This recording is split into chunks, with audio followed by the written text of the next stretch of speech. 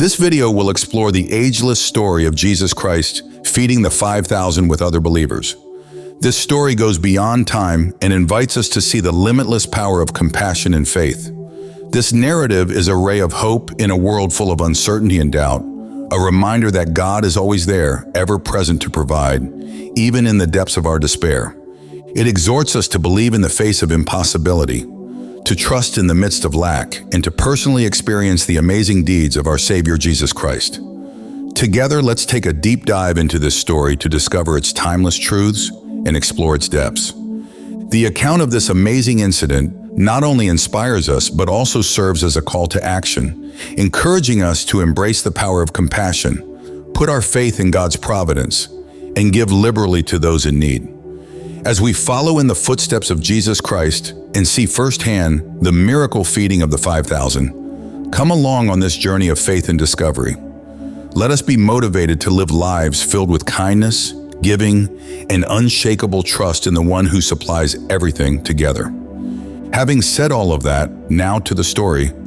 Deep sorrow and doubt surrounded the circumstances leading up to Jesus Christ. Miracle feeding of the 5,000. Jesus sought comfort in a secluded area of the desert shortly after the disciples had told him about his cousin's passing and buried the body of John the Baptist. There was no way for the disciples to fully comprehend the depths of pain and conflict within Jesus' heart and rest for the solitude of that lonely area while they watched. For Jesus, John the Baptist was more than simply a prophet. He was also a close cousin and relative who had prepared the way for his divine purpose and agenda here on earth and announced his arrival on earth. Through the wilderness, John's voice had resounded, heralding the coming of the Messiah, the one whose sandals he was not fit to untie. Jesus may have been overwhelmed with a large and a whirlpool of emotions upon learning of John's horrific death, including sadness, sorrow, maybe even rage and confusion. In all of this, Jesus' heart never lost sight of the needs of people around him, even in the midst of his own suffering. Even with what he was passing through at that time, a multitude thirsty for healing and hope followed him as he retired to a desolate area to find comfort and contact with his Father. Jesus' empathy for the suffering of others remained unwavering, even in the face of his own anguish. He was moved with compassion for the masses despite his own sadness, and he healed their sick. Jesus' ability to work miracles in the midst of such profound sorrow and sadness is evidence of his divine essence and unending love. His ability to feed the hungry, heal the sick, and console the grieving is beyond human comprehension. When Jesus fed the 5,000 miraculously in that same moment, he gave a hint of the hope and salvation that were in store for those who put their faith in him. The events of that day, which happened over 2,000 years ago, serve as a reminder that Jesus is always there, even in the depths of your sorrow and despair. He is the source of consolation and healing, the hope that shines brilliantly through all of life's difficulties. When you reflect on the miracle feeding of the 5,000, we are struck once again by the strength of Jesus' kindness and his unshakable dedication to all who come to him. At the end of the entire John the Baptist funeral ritual, by seeking a silent location for himself, Jesus Christ was attempting to absolve himself of responsibility for the entire affair. This is because the people came to realize that they were no longer able to be baptized by John the Baptist, who had constantly assured them that a greater authority would soon baptize them with the Holy Spirit.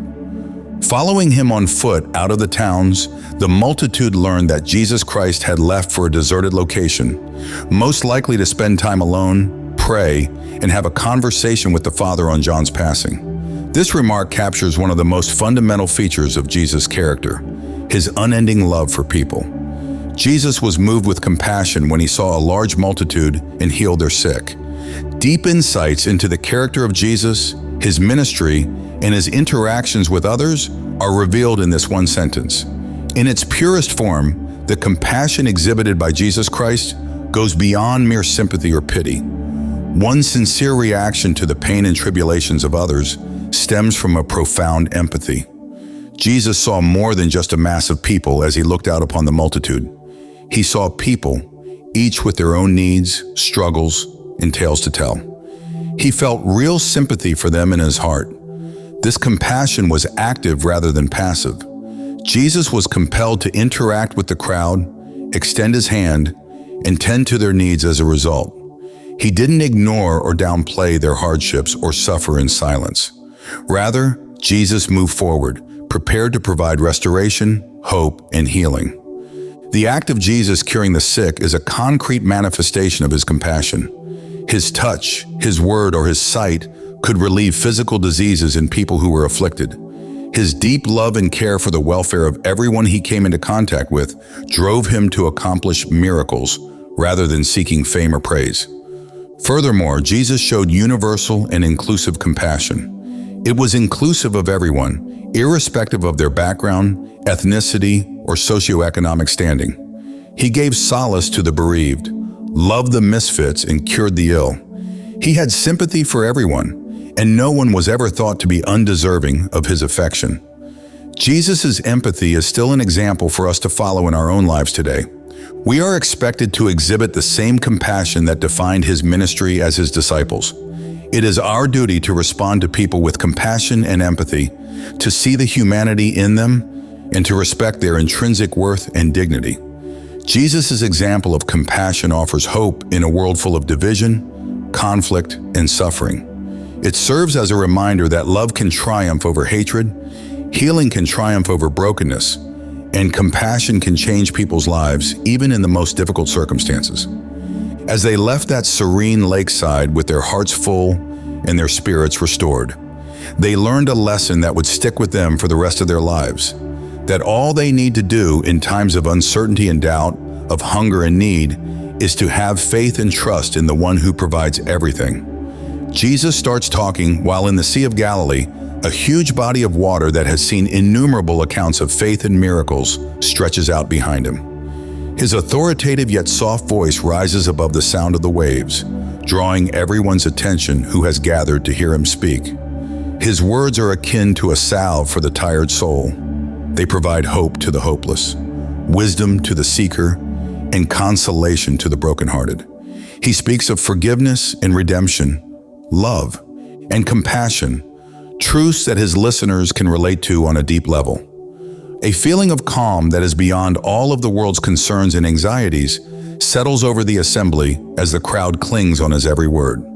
Amidst the splendor of creation, they are lured into a time of hallowed silence in Jesus' company. The sound of the outside world disappears, leaving only the voice of the one who speaks words of hope and life. At that time, it was evident that people desired something different from their current situation. They would often go to the temple and listen to the prophets of that era recite passages from the Bible before John the Baptist died. They all acknowledged that it was a good practice, of course, but do they desire something more? Yes, as shown from the way they responded to hearing Jesus' teachings. The extreme selflessness that Jesus showed in that dire circumstance was remarkable in those days. The account states that when it was evening, his disciples went to meet him to release the multitude to go back to their various abodes. Even though the writer of the event does not specify how long it takes to heal and instruct the sick, it was evident from the disciples' choice that they had been deliberating about it among themselves before mustering the bravery to approach Jesus and inform him of their decision. Imagine the scene goes like this.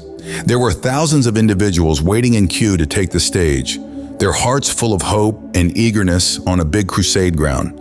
And the invited guest was the renowned worldwide preacher Reinhard Bonnke, of blessed memory, with his voice resonating through the assembly as he proclaims healing and redemption. Of course, the publicity was great, and people have been informed that they should come with all kinds of sicknesses they want to be healed of.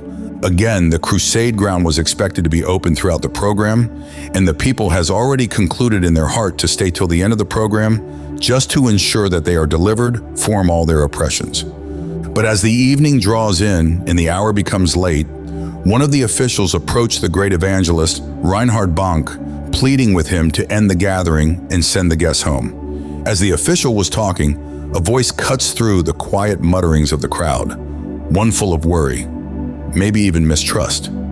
Somehow, Reinhard Bonnke was suddenly in the rush to wrap up the crusade. Now, the question you are asking yourself is that what about the people who have come from far and wide? The people who have stood in queue for hours, hoping for a glimpse of their miracle. What about their aspirations and desires, their silent prayers in the night? What do you think they will be going through at that moment in time? This moment is similar to the beseeching that the disciples made of Jesus all those years ago. It is a beseeching that may have been motivated by practicality, but it ignores the fundamental needs of those who have come to seek comfort and healing. The sick, the hurting, the shattered, and the lost are all among the masses that have assembled in front of Reinhard Bonk, and they are all holding to a glimpse of hope amid the darkness. Just as Jesus treated his followers with empathy and purpose, Reinhard Bonk, too, responds to the cries of the poor with compassion. He is aware that sending them away at this time would deprive them of the chance to personally encounter the strength of God's love and grace. Thus, Bonk continues to preach to the assembly with unwavering commitment, his words bearing the weight of conviction as he offers prayers for healing and restoration. As the night wears on, more miracles happen. A blind woman sees, a lame man walks, and a shattered heart heals. At that point, God's strength and supply became evident, overshadowing the urgency of the hour. Those who have personally experienced the miracles go with hearts full of thanks and renewed faith as the last echoes of the evening's crusade fade into the darkness. This is because just as Jesus showed his mercy and power to work miracles all those years ago, so too does Bonk, a representative of God's kindness and grace in a world in need of hope. And all those who dare to believe are given comfort and healing by the brilliant light of God's love that shines in the midst of the darkness. What Reinhard Bonk did was that he followed the footstep of Jesus. In Jesus, the disciples, weary from the day's journey and the pressing throng of people, looked on with a mix of awe and concern. As the day wore on and the sun began its descent, hunger gnawed at the bellies of the multitude. The disciples exchanged uneasy glances, acutely aware of the logistical challenge they faced. How could they possibly feed so many with so little? Doubt crept into their minds like a shadow, clouding their faith in the face of such overwhelming need. "Master," one of the disciples ventured, his voice hesitant, "the hour is late and the people grow hungry. Should we not send them away to find food in the nearby villages?" But Jesus turned to them, his eyes filled with compassion. "They need not go away," he said, his voice steady and sure. "You give them something to eat." The disciples exchanged incredulous looks, their doubts growing with each passing moment. How could they possibly fulfill such a command? They scanned the crowd, searching for a solution amidst the sea of faces. Then Andrew spoke up, his voice tinged with uncertainty. "There is a boy here with 5 barley loaves and 2 fishes," he said, gesturing towards a young lad who stood at the edge of the crowd. Jesus nodded, a small smile playing at the corners of his lips. "Bring them to me," he said. The disciples hesitated, their doubts still lingering like a heavy fog, but they obeyed, gathering the meager offering from the boy and presenting it to Jesus. With a solemn reverence, Jesus took the loaves and the fish in his hands. He lifted them up to heaven, offering a prayer of thanksgiving to his Father above. Then, with a sense of purpose, he began to break the bread and divide the fish, his hands working swiftly and surely. And as he did, something miraculous happened. The loaves and fish multiplied in his hands, each piece growing until there was enough to feed the entire multitude. As the miracle materialized before their eyes, the disciples gazed on in astonishment. In the face of such heavenly power, their doubts vanished, and they were left with a strong, unwavering faith in the person they named Master. They understood that nothing was difficult for Jesus, and in that instant, their comprehension of his mission expanded, as did their steadfast resolve to follow him. Their lives will never be the same since they had personally observed the transformative power of compassion and their teacher's remarkable acts. Deep silence descended among the masses as the sun sank lower in the sky, bathing them in a warm golden glow over the grassy hillside. They had just experienced something genuinely amazing, a miracle that defied reason and logic, yet resonated with their souls at its deepest level. The disciples dispersed among the crowd, their hands gently collecting the scraps of the just completed feast. There were enough leftover pieces of bread and fish in 12 baskets to feed a small family, not to mention the thousands of people that had congregated there. Nevertheless, it wasn't the sheer abundance of food that left the disciples stunned. It was the realization of what had just occurred. With just 5 loaves of bread and 2 fishes, Jesus had performed the impossible. He had taken the meager offerings of a young boy and transformed them into a feast that satisfied the hunger of thousands. As they gathered around Jesus, their hearts still racing with excitement and disbelief, he began to speak. His voice was calm, yet filled with a quiet authority that commanded their attention. "My friends," he said, his words carrying across the hushed crowd, "do you not see the significance of what has just transpired? With just a few loaves and fish, God has provided an abundance beyond measure. This miracle is not merely about feeding the hungry. It is a sign of God's boundless love and provision for his people." The disciples listened intently, their minds racing as they grappled with the profound truth of Jesus' words. They had witnessed firsthand the power of faith in the miraculous works of their Lord. In that moment, their doubts and fears were cast aside, replaced by a deep and abiding trust in the one they called Master. But not just the disciples' lives were irrevocably altered by what happened that day. The gathering was astounded by what it had seen. As the group marveled at the wealth that had come from so little, whispers of wonder spread throughout it. Then, as though on a single unifying impulse, the people started identifying Jesus as the long-awaited Messiah. They all raised their voices in unison. "This is truly the prophet who is to come into the world." At that very moment, there was an electric charge in the air and a weighty sense of revelation. As they observed, the disciples' hearts were heavy with pride and appreciation for the great significance of the miracle they had just experienced. Because following the feeding of the 5,000, doubts had been addressed, trust had been bolstered, and the identity of Jesus had been clear. For everyone present, it was a moment of contemplation and epiphany that would live on in their hearts and thoughts forever. It is crucial to never forget that the event began immediately following the passing of John the Baptist, when Jesus and his disciples were overcome with sadness. They had lost a devoted voice in the desert, a messenger of hope and remorse, in addition to a dear relative. A multitude thirsty for healing and hope followed them as they retired to a peaceful spot near the banks of a local lake, finding comfort in each other's presence. A distinct kind of hunger started to nibble at the crowd's edges as the day went on. Worried looks passed between the disciples as rumbling tummies and disgruntled murmurs sounded throughout the assembly. They were a long way from any town or food supply, and the time was getting late. The disciples' eyes widened in shock as they realized how impossible the endeavor could be. With so little, how could they possibly feed so many? But in spite of their skepticism, Jesus did not falter in his confidence. It can be argued that their choice to search through the crowd and discover a small kid bearing a meager offering of 2 fish and a small bundle of barley loaves indicates that they have done everything within their power to find Jesus Christ before bringing up whatever has been bothering them. There was hardly enough food for a small group of people at that time, much less the thousands assembled in front of them. However, Jesus accepted the offering into his hands and raised it to heaven while saying a prayer of gratitude. That was a real time when faith and confidence in God's providence were more than simply platitudes. The disciples had seen the impossibly imaginable come to pass, their skepticism turning to firm faith. They had witnessed the infinite riches of God's grace in the face of extreme need. They learned a lesson that would stick with them for the rest of their lives, that all they need to do in times of uncertainty and doubt, of hunger and need, is to have faith and trust in the one who provides everything as they left that serene lakeside with their hearts full and their spirits restored. Another significant thing that occurred during that time was the power of sharing and generosity, even with little. It could be related to a small community located in the heart of a bustling city where the rhythm of life pulses through crowded streets and towering skyscrapers.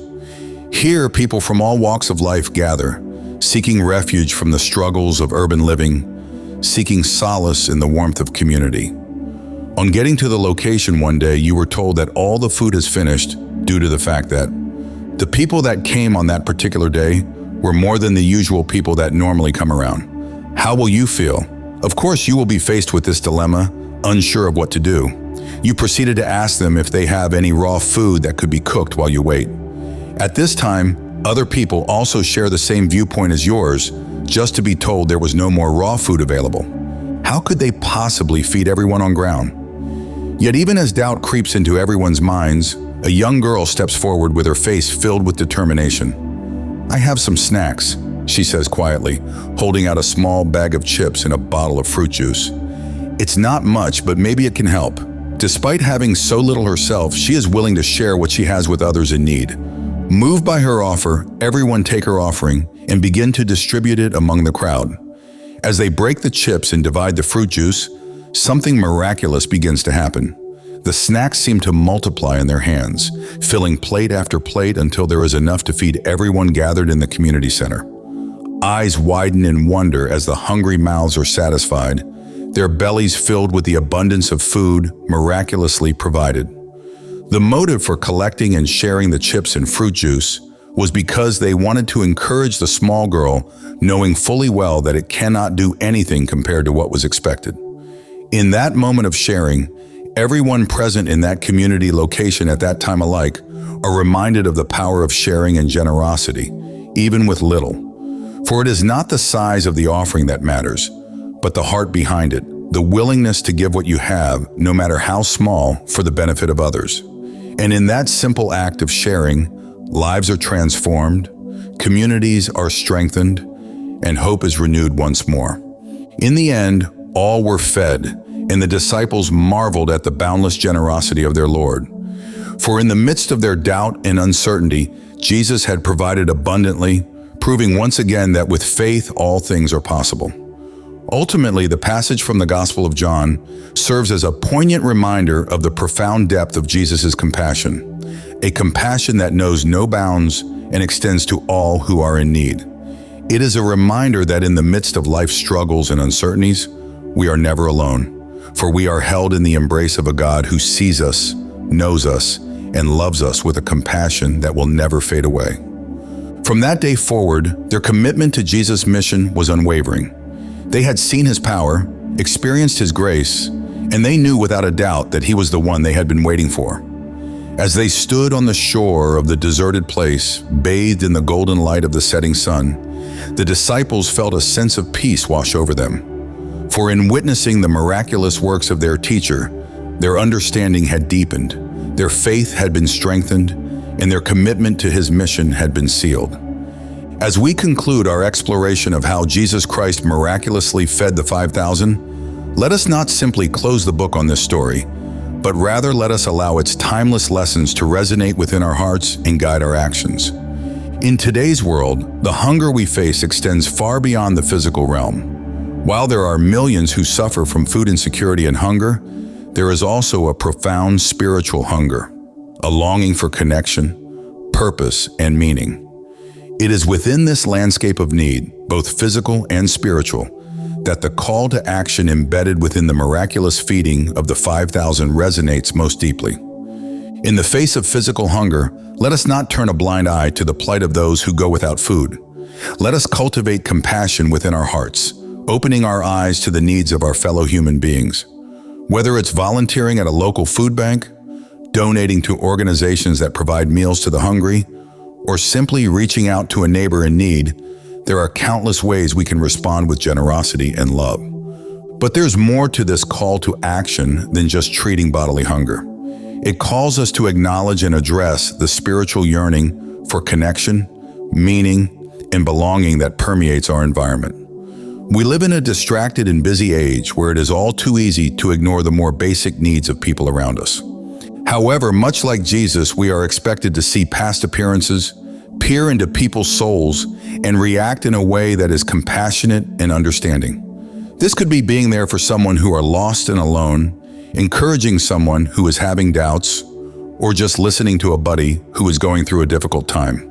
In the end, developing compassion in our own lives involves more than merely giving to others or being good to them. It is about emulating God's grace and love in all that we do. It is about living our lives in a way that reflects the kindness and giving that took place in the miracle feeding of the 5,000 people. Therefore, let us respond to this call to action by following Jesus Christ's lead. Let us act as benevolent and loving beings in a world where there is spiritual and bodily hunger. And in doing so, may we contribute to the healing, hope, and redemption of everyone who is in need. In conclusion, Jesus Christ provided an example of how to be compassionate when facing grief. Even with the weight of his own suffering, Jesus felt compassion for those who came to him. This instance provides as a moving reminder of Jesus' extreme compassion and empathy, even in the midst of his own loss. It says a great deal about his personality and his profound comprehension of human nature. Jesus showed selflessness that went beyond his own suffering by keeping his heart open to the needs of others, despite the storm of emotions raging within of him. We frequently experience periods of personal grief or adversity in life that feel like they could engulf us completely. We could feel inclined to withdraw during these moments, to turn inward, and to pay close attention to our own sorrow. Even in the midst of our own difficulties, we are challenged by Jesus' example to respond differently and to reach out with empathy and compassion. Jesus' deeds teach us that kindness and care are universal, and that we may show kindness and concern to others around us, even in our lowest moments. It serves as a potent reminder that our own sorrow does not make other people's suffering less real, and that by providing consolation and assistance to those in need, we can also discover healing and hope for ourselves. Jesus sets a timeless example for all of us with his act of compassion in the midst of grief. It challenges us to show compassion and understanding for the pain of others, to reach out and provide a helping hand even when our own hearts are heavy with loss. By doing this, we pay tribute to the compassion and love left behind by Jesus and represent what it really means to walk in his shoes. Additionally, Jesus prayed to God in obedience and trust when he was faced with the difficult task of feeding thousands of people on a meager budget. The subsequent miracle is a potent reminder of God's fidelity and supply in the face of shortage. It teaches us to rely on God's wisdom and direction in everything, and to have faith in his great provision, even in the face of dreadful situations. Also, when the disciples see Jesus multiply the loaves and fish, their initial skepticism and doubts are replaced by amazement and wonder. This emphasizes how faith and trust in God's capacity to go past seemingly insurmountable challenges can alter a person. It pushes us to develop a strong, unwavering faith that has the power to move mountains and effect miracles in our lives. The story of the miraculous feeding highlights the importance of sharing what we have, no matter how little it may seem. The willingness of a young boy to offer his meager lunch sets the stage for the miracle that follows, demonstrating the profound impact of generosity and selflessness. It encourages us to look beyond our own needs and to share generously with others, knowing that even the smallest acts of kindness can have far-reaching effects. One of the most astounding miracles of Jesus Christ's ministry is the feeding of the 5,000. It's a time when the commonplace and the remarkable collide, when abundance replaces poverty and faith is bolstered by supernatural intervention. However, there is more to the miracle, a profound revelation of Jesus' actual identity and mission.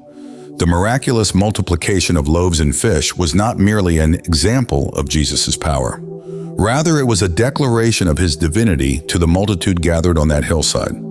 Their thoughts raced to process the enormity of what they had just witnessed, and their hearts were touched with amazement and wonder as they saw the impossible materialize before their own eyes. The multitude realized at that very instant that Jesus was more than just a healer or a teacher. They viewed him as the long-awaited Messiah who would deliver God's people from destruction and as the realization of old prophecies. It was a crucial point in Jesus' ministry, one that confirmed his divinity in the legitimacy of his mission to announce the coming of the kingdom of heaven. But the significance of this miracle extends far beyond the crowd gathered on that hillside. It serves as a reminder to all who hear of it to recognize Jesus as the source of our hope and salvation. In a world marked by uncertainty and despair, Jesus offers us a glimpse of God's kingdom, a kingdom of abundance, where there is more than enough to meet our every need. It calls us to place our trust in Jesus as our Lord and Savior, to surrender our doubts and fears and to embrace the truth of his words. I am the bread of life. Whoever comes to me will never go hungry, and whoever believes in me will never be thirsty. John 6:35. Not only is the feeding of the 5,000 a story of a miraculous banquet, but it also provides insight into the identity and mission of Jesus. It's an exhortation to acknowledge him as the Son of God, the Messiah, and to rely on him for our redemption and hope. And as we do, we discover that we are filled with the certainty of God's love and grace, fed by the bread of life and kept afloat by the living water. In all, may you never lose sight of the strength of faith and confidence in God's supply, even in the face of uncertainty and scarcity. Let us accept the idea that everything is possible with God, and that if we have the faith to believe, miracles can still occur among us. After this story, let us be agents of change in our neighborhoods by giving generously to those in need and sharing the story's central message of grace and hope. One last thing. Don't forget to give this video a thumbs up, comment, and share so that others get to see it also and be blessed. You can also copy the link and share within your community. God bless you as you do so. Remain blessed.